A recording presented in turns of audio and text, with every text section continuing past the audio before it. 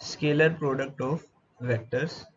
इसको हमने एक नाम और भी कहा था कि इसको हम डॉट प्रोडक्ट भी कहते हैं। ठीक है, क्या बोलते हैं? डॉट प्रोडक्ट भी बोलते हैं और स्केलर प्रोडक्ट भी बोलते हैं, और दोनों का रीजन है। ठीक है, ऐसा नहीं है कि हम कुछ भी बोल रहे हैं। देखो, इसको डॉट प्रोडक्ट हम क्यों कहते हैं? क्योंकि इसको हम लिखते ऐसे, रिप्रेजेंट ऐसे किया जाता है, ए वेक्टर डॉट बी वेक्टर। अब आप यहाँ पे सोच रहे होंगे कि सर यहाँ पे वेक्टर तो शो नहीं किया, लेकिन मैंने आपको क्लास में बताया था कि अगर बोल्ड में भी लिखा हो तो उसका भी मतलब वेक्टर होता है। या तो हम ऐसे लिख दें ए वेक्टर, या फिर उसको बोल्ड में लिख दें। बोल्ड में अगर हम लिख दें ए, तो भी उसका क्या मीनिंग है?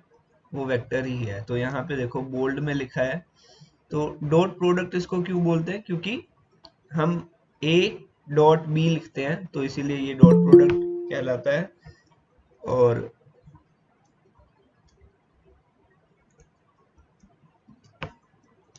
डॉट प्रोडक्ट इसलिए इसको बोला जाता है क्योंकि हम इसको ए डॉट बी लिखते हैं। और होता क्या है ये? The scalar product of two vectors is equal to, scalar product या dot product of two vectors is equal to the product of their magnitudes. उनके मैग्नीट्यूड्स को मल्टीप्लाई कर रहे हैं हम। देखो ए डॉट बी क्या होता है? A into B and the cosine of the smaller angle between them. तो उन दोनों के बीच में कुछ एंगल बन रहा होगा हमेशा। अगर मान लो मुझे दो वेक्टर्स गिवन है, एक ए वेक्टर है और दूसरा बी वेक्टर है, तो ए डॉट बी क्या होगा? ए डॉट बी क्या होगा? That will be equal to magnitude of A magnitude of B. और दोनों के बीच में एंगल क्या है? थीटा। स्मॉलर एंगल क्या है? थीटा। मतलब एक एंगल यहाँ पे भी हम देख सकते हैं, लेकिन हमें कौन सा स्मॉलर एंगल में हमें इंटरेस्ट है? तो स्मॉलर एंगल है थीटा। तो वहां से हम क्या लिखेंगे? Cosine theta. तो ये जो आंसर है ये डॉट प्रोडक्ट को रिप्रेजेंट कर रहा है। This is dot product of two vectors.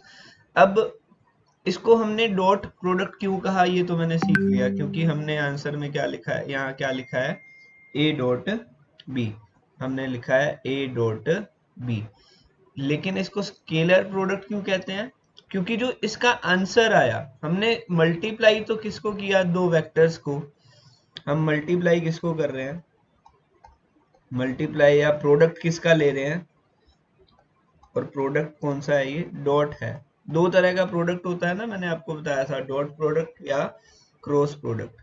तो डॉट प्रोडक्ट हम कर रहे हैं, दो वेक्टर्स को मल्टीप्लाई कर रहे हैं, दो वेक्टर्स का प्रोडक्ट कर रहे हैं, लेकिन हमारा आंसर देखो क्या आ रहा है? आंसर एक स्केलर नंबर आ रहा है। आंसर क्या आ रहा है? एक स्केलर नंबर। मतलब वेक्टर को का अगर मैं डॉट प्रोडक्ट करूं किसी दूसरे वेक्टर के साथ, तो आंसर हमारा क्या आएगा? एक स्केलर नंबर आएगा। बताता हूँ कि इसकी नीड क्या है, हमें इसकी जरूरत क्यों पड़ रही है, मतलब ये सीखना ही क्यों चाहते हैं हम। देखो, एक सिंपल सा एग्जांपल मैं आपको बताता हूँ। 9th क्लास में आपने वर्क के बारे में पढ़ा था, राइट? और वर्क क्या होता था? Force into displacement. ठीक है, फोर्स इनटू डिस्प्लेसमेंट। लेकिन ये दोनों चीजें ना स्केलर नहीं होती। फोर्स भी एक वेक्टर क्वांटिटी है और डिस्प्लेसमेंट भी एक वेक्टर क्वांटिटी है। तो तब जब हमने ये फॉर्मूला पढ़ा था फोर्स इनटू डिस्प्लेसमेंट, तो वहां पे सिंपली मल्टीप्लीकेशन हो जाता था दोनों का। और उसका रीजन क्या होता था? क्योंकि देखो, मान लो अगर मेरे पास कोई ब्लॉक होता था और उसके ऊपर मैंने इधर फोर्स लगाया, तो उसकी जो डिस्प्लेसमेंट होती थी एस, वो भी इसी डायरेक्शन में हो जाती थी। दोनों के बीच में एंगल क्या रहता था? 0 डिग्री। और वहां पे अगर मैं वर्क निकालता था तो वर्क का वैल्यू क्या आता था? F into S. वो इजी था हमारे लिए, क्योंकि वहां पे हम दोनों को सेम ही डायरेक्शन में हमेशा अप्लाई करते थे। लेकिन एक्चुअल में बेटा ऐसा नहीं होता। ये देखो, आप फोर्सेस को कुछ एंगल पे भी लगा सकते हो। मान लो फोर्स यहाँ पे कोई रस्सी से ऐसे फोर्स हम लगा रहे हैं, और जो बॉडी है वो डिस्प्लेस इधर हो रही है, उसकी डिस्प्लेसमेंट इधर हो रही है, और दोनों के बीच में कुछ एंगल है। ठीक है, तो उस केस में वर्क क्या होगा? F dot S. ठीक है, एफ डॉट एस।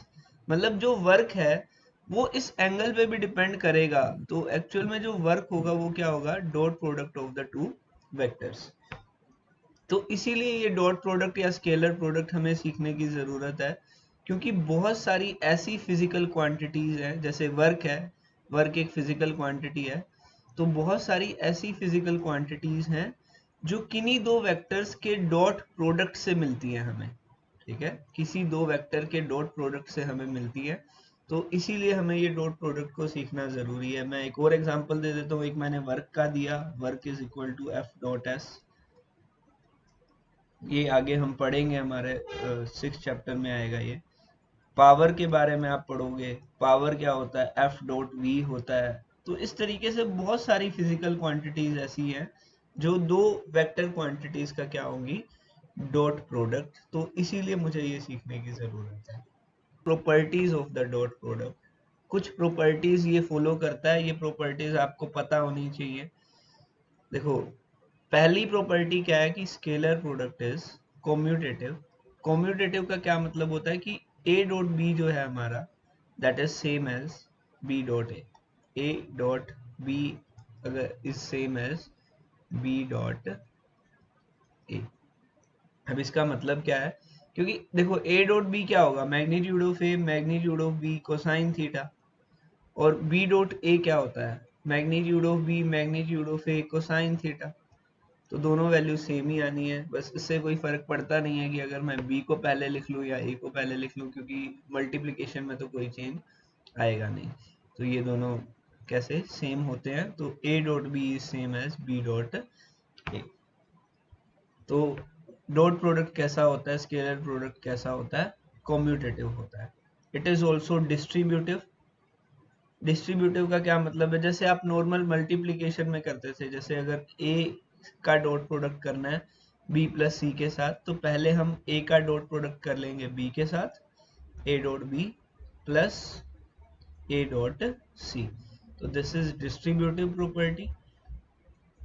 अब अगर मान लो किन्हीं दो वेक्टर्स के बीच में एंगल क्या है, 90 डिग्री है, दो वेक्टर कैसे हैं, परपेंडिकुलर है, तो उसका डॉट प्रोडक्ट क्या होगा, a डॉट b हम लिखेंगे, और वहां हमें क्या लिखना होगा, magnitude of A magnitude of B cos of 90, क्योंकि दोनों के बीच में एंगल कितना दिया है, 90 डिग्री, क्योंकि दोनों कैसे हैं, परपेंडिकुलर है।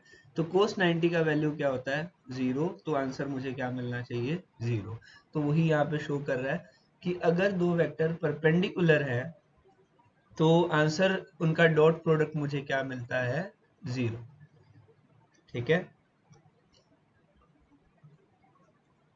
अब मैग्नीट्यूड ये तो हो गया 0, मैग्नीट्यूड मिनिमम हो जाएगा। मैक्सिमम मैग्नीट्यूड कब होगा, जब दोनों के बीच में थीटा या तो 0 होगा, थीटा 0 होगा तो ये पैरेलल हो जाएंगे वेक्टर्स,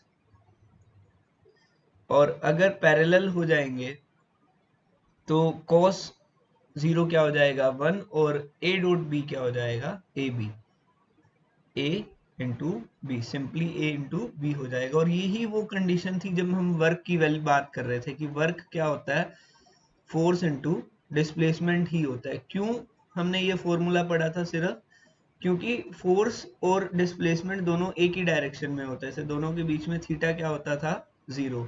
लेकिन हमेशा ऐसा नहीं होता, क्योंकि 9th क्लास तक आपको इतना पता नहीं होता वेक्टर्स के बारे में, तो हम फोर्स की सिर्फ एक ही डेफिनेशन, सॉरी वर्क की सिर्फ एक ही डेफिनेशन लिखवाते हैं कि work is force into displacement.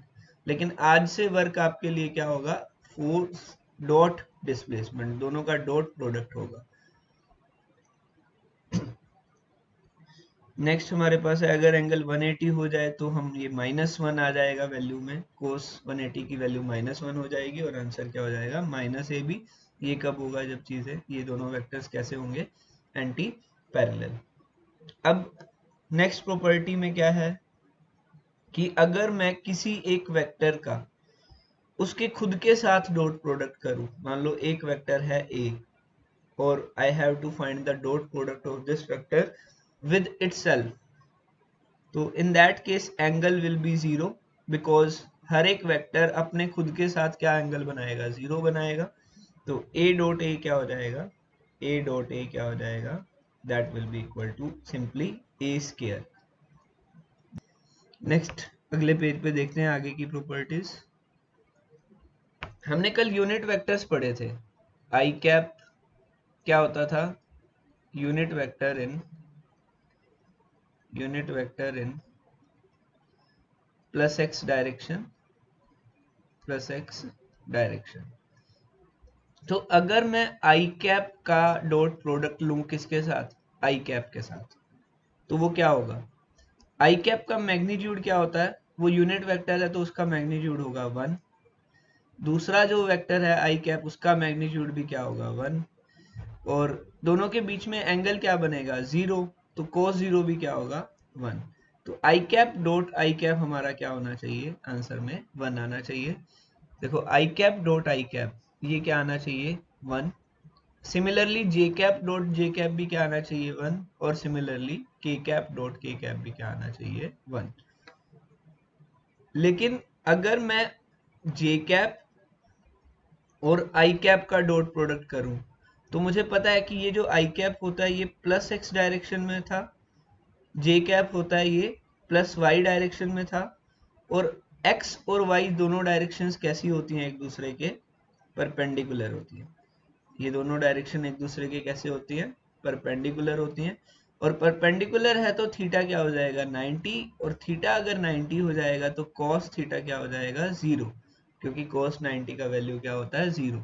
तो जब मैं ये डॉट प्रोडक्ट करूंगा तो आई कैप का magnitude will be 1, J cap का मैग्नीट्यूड भी 1 हो जाएगा, लेकिन cos 90 आएगा, cos 90 आएगा और आंसर क्या हो जाएगा? 0, क्योंकि cos 90 का वैल्यू क्या है? 0।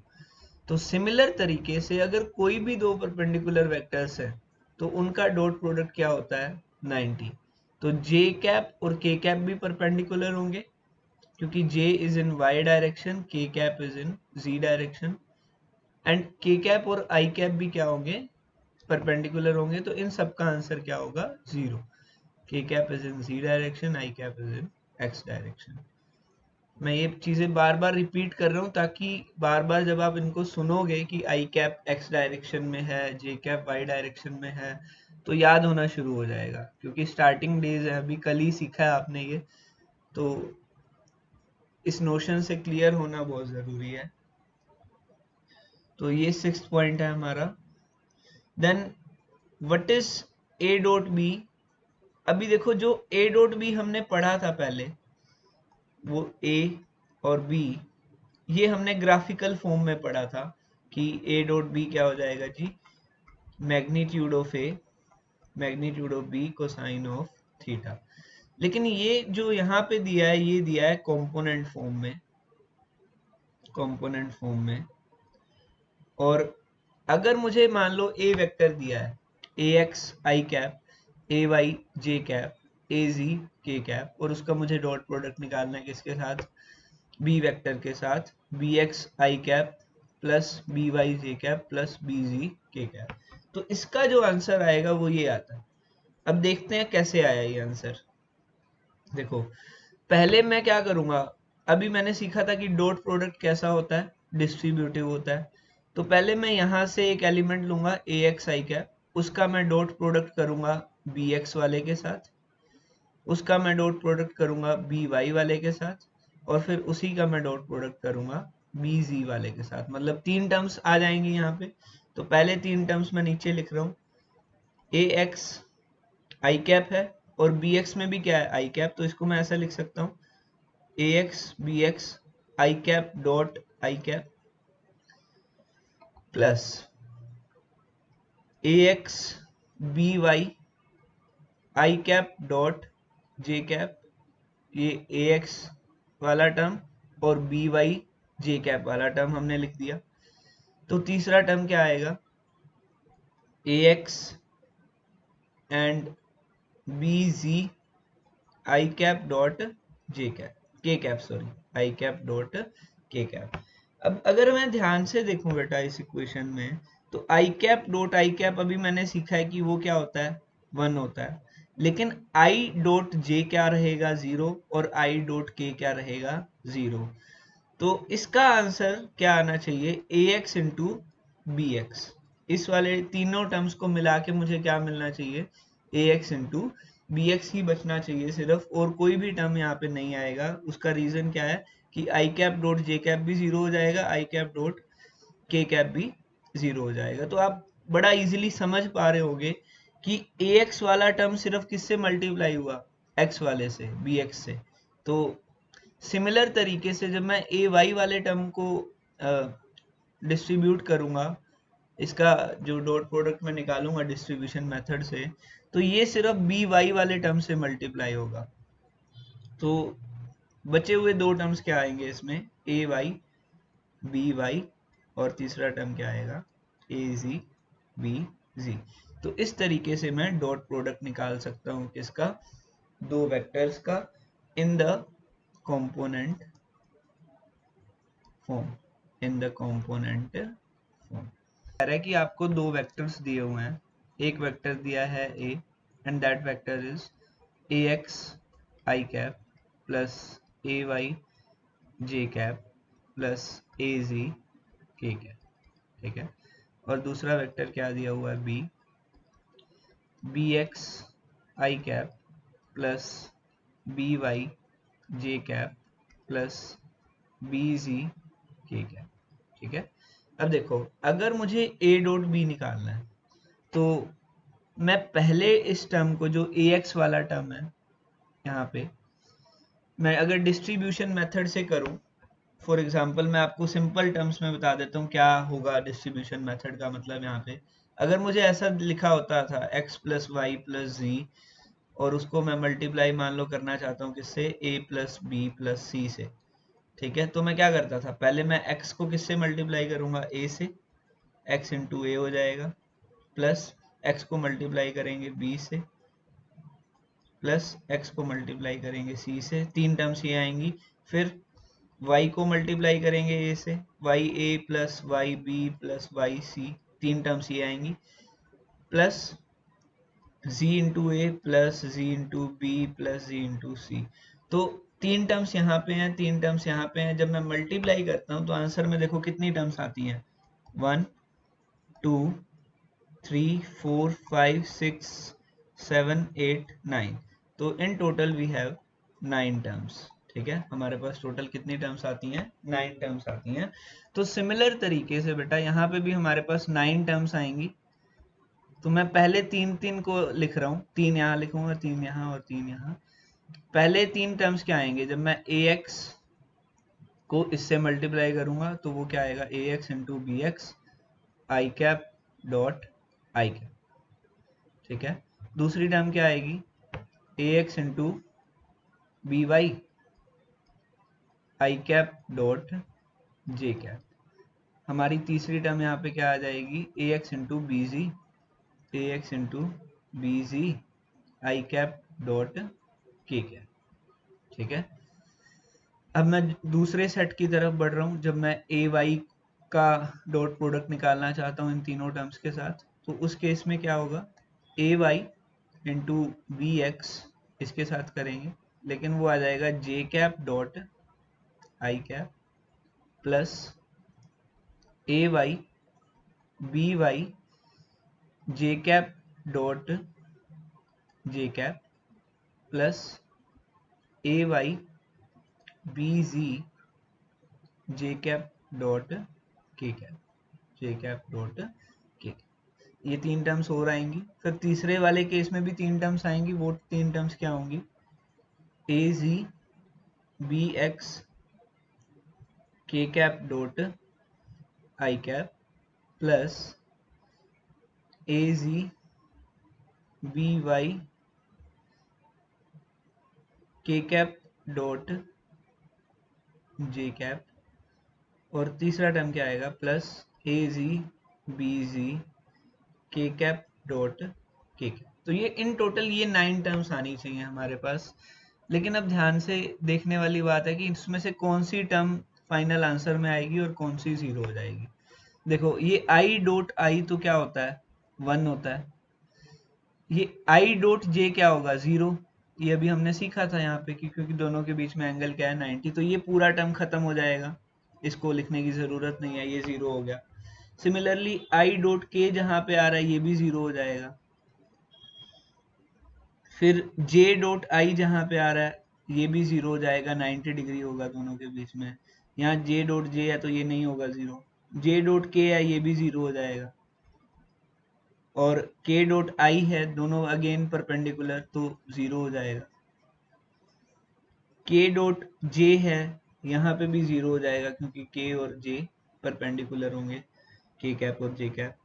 तो इन टोटल बेटा आपके पास 3 टर्म्स बची हैं, एक ये वाली, एक ये वाली और एक ये वाली, क्योंकि 6 टर्म्स तो ऐसी हैं जो जीरो हो गई हैं। तो आंसर में हमारे पास क्या बचेगा, ए एक्स बी एक्स, क्योंकि आई कैप डॉट आई कैप 1 होता है तो उसको लिखने की जरूरत नहीं है, 1 हो गया, plus A Y into B Y, और अगेन जे कैप डॉट जे कैप क्या होता है, 1।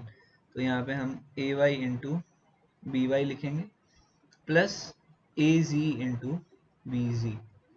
तो अब कुछ एग्जांपल कर लेते हैं हम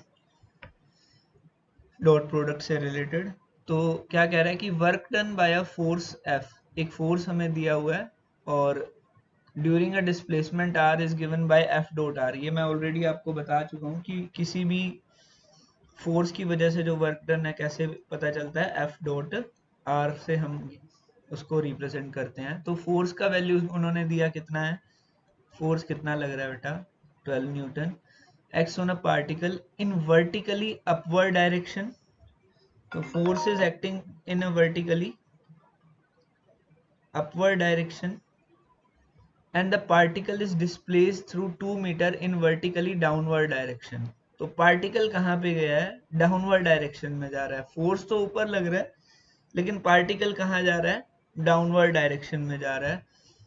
अब ये मत बोलना कि सर ये हुआ कैसे, मतलब फोर्स तो ऊपर लग रहा है सर लेकिन पार्टिकल नीचे जा रहा है। ये सारी चीजें आप आगे सीख जाओगे कि ये सब कैसे होता है, कि एक डायरेक्शन में फोर्स है दूसरी में पार्टिकल मूव कर रहा है, क्योंकि फोर्सेस मल्टीपल हो सकते हैं लेकिन यहाँ हम जो एक पर्टिकुलर फोर्स है उसी का वर्क डन निकालना चाहते हैं। We are talking about one particular force. तो नीचे गया 2 meters, find the work done by the force during this displacement. तो दोनों के बीच में बेटा एंगल क्या होगा, 180 डिग्री हो जाएगा, और वर्क क्या हो जाएगा, एफ डॉट एस, और एफ का वैल्यू ये क्या होगा, magnitude of F that is 12, magnitude of S that is 2, and cosine of 180 और वो क्या हो जाएगा -1, तो -24 newton, sorry newton into meter, newton meter हो जाएगा ये। या फिर वर्क की एक और यूनिट होती है जो एनर्जी की होती है, क्या होती है, जूल। ठीक है, तो यहाँ पे ये आंसर आ जाएगा। नेक्स्ट एग्जांपल देखते हैं। देखो अब कंपोनेंट फॉर्म में इस तरीके से क्वेश्चंस आएंगे आपके पास। आपको एक वेक्टर गिवन है ए, कितना दिया हुआ है 4i cap plus N J cap -2 K cap, एक वेक्टर गिवन है, और एक दूसरा वेक्टर भी गिवन है B that is equal to 2i cap plus 3j cap plus K cap. ठीक है, इस तरीके से बेटा आपको दो वेक्टर्स गिवन है, और उन्होंने आपको क्या कहा है कि you have to find the value of N so that A is perpendicular to B. हमें गिवन क्या है कि A vector is perpendicular to B vector, ये हमें गिवन है, और कह रहे हैं कि आप एन का वैल्यू फाइंड आउट करो। तो देखो भाई, अगर अभी मैंने आपको बताया था कि अगर ए वेक्टर और बी वेक्टर परपेंडिकुलर होते हैं, कोई भी दो वेक्टर परपेंडिकुलर होते हैं, दैट मीन्स उनका डॉट प्रोडक्ट क्या आना चाहिए, जीरो आना चाहिए। डॉट प्रोडक्ट क्या आना चाहिए, जीरो आना चाहिए। तो अगर डॉट प्रोडक्ट जीरो आना चाहिए that means A dot B is zero, A dot B is zero.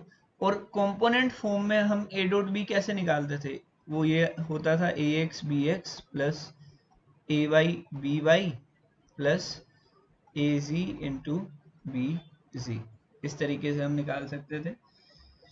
तो यहाँ पे ए एक्स देखो क्या है, ए का एक्स वाला पार्ट 4 है तो 4 लिखेंगे ए एक्स की जगह। बी का एक्स वाला पार्ट क्या है, 2 है तो 4 इंटू 2 होगा, प्लस ए वाई क्या है, एन है, बी वाई कितना है बेटा 3 है तो ये 3 से मल्टीप्लाई कर देंगे यहाँ पे, प्लस ए जी कितना है, -2 है, बी जी कितना है, 1 है, क्योंकि के कैप है तो ये 1 होगा। तो ये जो डॉट प्रोडक्ट है ये कितना आना चाहिए था, 0। तो 4 इंटू 2 8 हो गया, -2, ये वाला -2 हमने पहले लिख लिया, plus 3n, this should be equal to 0, and 6 plus 3n should be equal to 0, और यहाँ से हम क्या लिख सकते हैं, 3n इक्वल टू -6, और n हमारा क्या हो जाएगा, -2, n की वैल्यू ये आ जाएगी। तो इस तरीके से हम सोल्व कर सकते हैं डॉट प्रोडक्ट में जब कंपोनेंट फॉर्म में हमें दिया हो। एक और चीज ध्यान रखना बेटा, इस टाइप के क्वेश्चन आते हैं, आपको ऐसे दिया होगा कि मान लो ए वेक्टर है, उसको कंपोनेंट फॉर्म में दिया होगा, A X I cap plus B Y, sorry A Y J cap plus A Z K cap, और बी वेक्टर भी गिवन होगा, और आपको कहेगा कि आप इन दोनों के बीच में एंगल निकालो। ठीक है, मैं अभी एक नेक्स्ट पेज पे ही आपको समझा देता हूँ। देखो, मान लो मुझे कोई दो वेक्टर्स दिए हैं, एक दिया है ए X I cap plus A Y J cap plus A Z K cap, और बी दिया है B X I cap plus B Y J cap. थोड़ा सा जल्दी करना पड़ेगा हमें ये, क्योंकि फिर नेक्स्ट क्लास का टाइम हो जाता है आपका। तो देखो, आप ए डॉट बी निकाल सकते हो, A X B X plus A Y B Y plus A Z और B Z, A dot B ऐसे निकाल सकते हो। और आप ए का मैग्नीट्यूड भी निकाल सकते हो, मैग्नीट्यूड ऑफ ए क्या हो जाएगा, A X square plus A Y square plus A Z square का अंडर रूट। सिमिलरली आप मैग्नीट्यूड ऑफ बी भी निकाल सकते हो, B X square plus B Y square plus B Z square का अंडर रूट। तो देखो ए डॉट बी क्या होता है, ए डॉट बी क्या होता है, A B cos theta, and this is also equal to this value यहाँ पे। तो अगर मुझे cos थीटा निकालना हो तो मैं क्या लिख सकता हूँ, cos theta will be equal to A X B X plus A Y B Y plus A Z B Z divided by magnitude of A and magnitude of B. तो इस तरीके से मैं एंगल भी निकाल सकता हूँ। अगर मुझे ये कंपोनेंट फॉर्म गिवन है तो वहां से मैं पहले डॉट प्रोडक्ट निकालूंगा, मैं ए का मैग्नीट्यूड निकालूंगा, मैं बी का मैग्नीट्यूड निकालूंगा, और फिर इस फॉर्मूले से मैं cos थीटा निकाल लूंगा। तो if component form is given then you can find the value of angle also. Component form अगर गिवन है तो वहां से हम एंगल इस तरीके से निकालते हैं। अब मैं एक ये लास्ट एग्जांपल करवा रहा हूँ, और फिर उसके बाद अगर कोई भी डाउट होगा तो आप बता देना। एक वेक्टर गिवन है ए, और आपको फाइंड करना है unit vector in the direction of A. तो यूनिट वेक्टर हम कैसे निकालते थे, A cap is equal to vector A divided by magnitude of A, और ए का जो मैग्नीट्यूड होगा वो क्या हो जाएगा, ए का जो मैग्नीट्यूड होगा बेटा वो यहाँ पे क्या हो जाएगा, पहले मैं ऊपर वेक्टर लिख लेता हूँ, 5 आई कैप प्लस जे कैप -2 के कैप, और ए का मैग्नीट्यूड क्या होगा 25 ए एक्स स्क्वायर प्लस 1 प्लस 4 और उसका अंडर रूट। तो अंडर रूट 30 इसके डिवीजन में आ जाएगा, तो that will be the A cap.